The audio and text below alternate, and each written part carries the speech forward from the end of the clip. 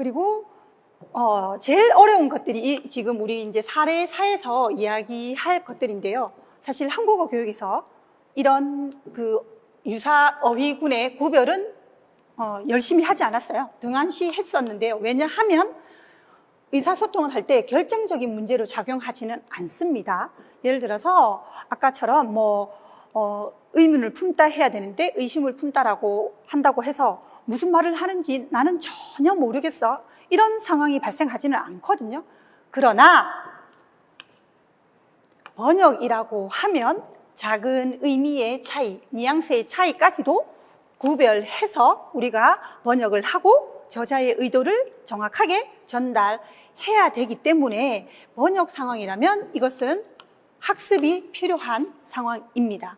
여기 번역문입니다. 일본은 에너지 관련 강요회의에서 2030년부터 수소를 연료로 하는 산업발전 수소 기본 전략을 채용했다라고 되어 있습니다.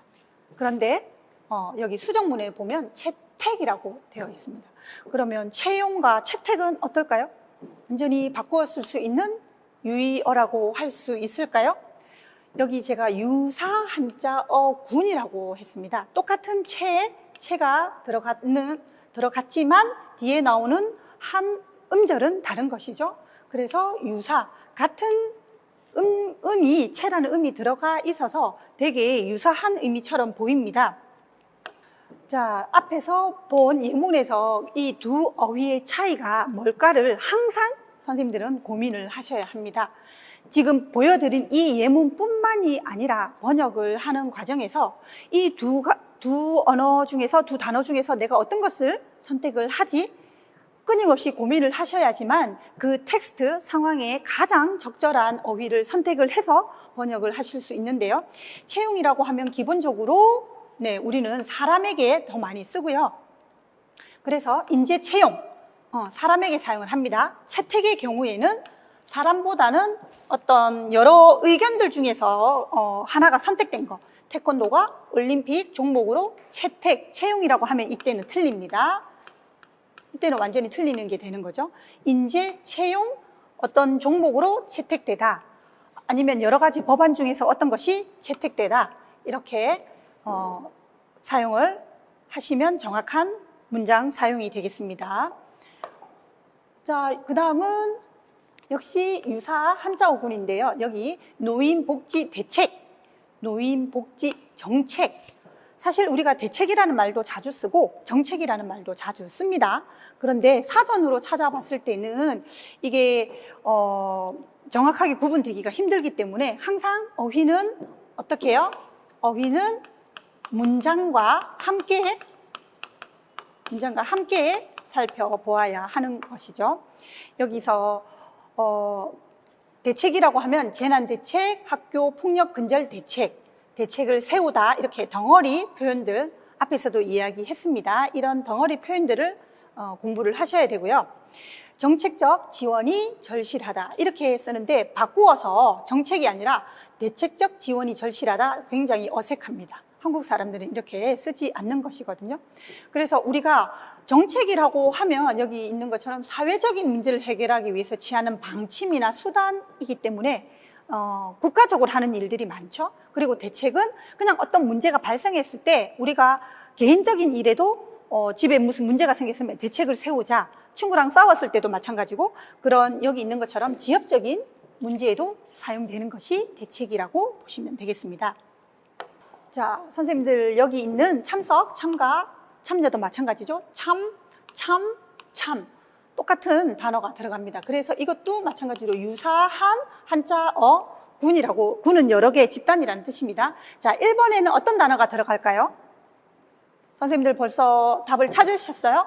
결혼식에 참석이죠. 참석. 왜냐하면 이 석자가 자리라는 뜻이 있죠. 자리에 앉아서 하는 것들은 주로 참석입니다. 그래서 회의에 참석, 이렇게 씁니다. 자, 2번은 뭐가 들어갈까요? 경영에 참여. 3번은요, 친구와 함께 마라톤 대회에 참가. 4번은 어떻게 될까요? 정치에 참여, 하는 사람들. 자, 제가 6, 7번까지 답을 쓰면 선생님들은 참석에는 어떤 경우, 참여는 어떤 경우, 참가는 어떤 경우에 쓰는지 공통점들을 한번 추출해 보시기 바랍니다. 5번, 김 대통령은 이번 마라톤 대회의 후원자로 참석인지 참여인지 참가인지 모르겠어요. 자, 6번은 어떤가요? 이 5, 6, 7을 비교를 해보시면 참여, 참석, 참가가 조금 구분이 되실 거예요.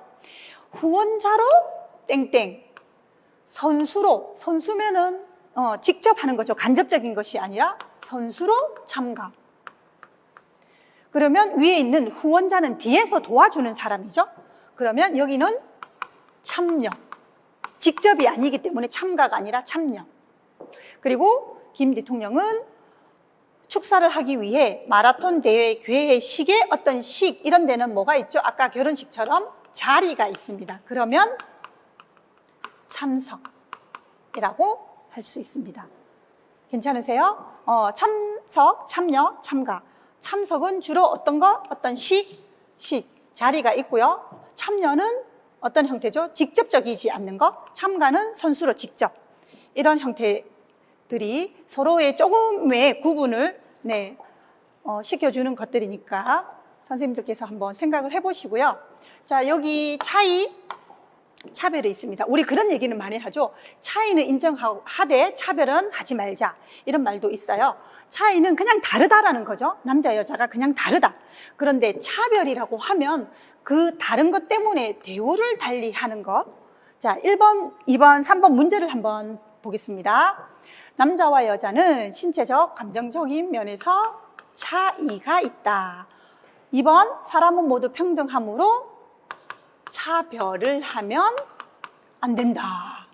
3번, 두 사람의 능력이 사람이 두 사람이고 능력도 달라요죠. 그래서 차이라고 써야지 됩니다. 두 사람의 능력의 차이를 인정해야 한다.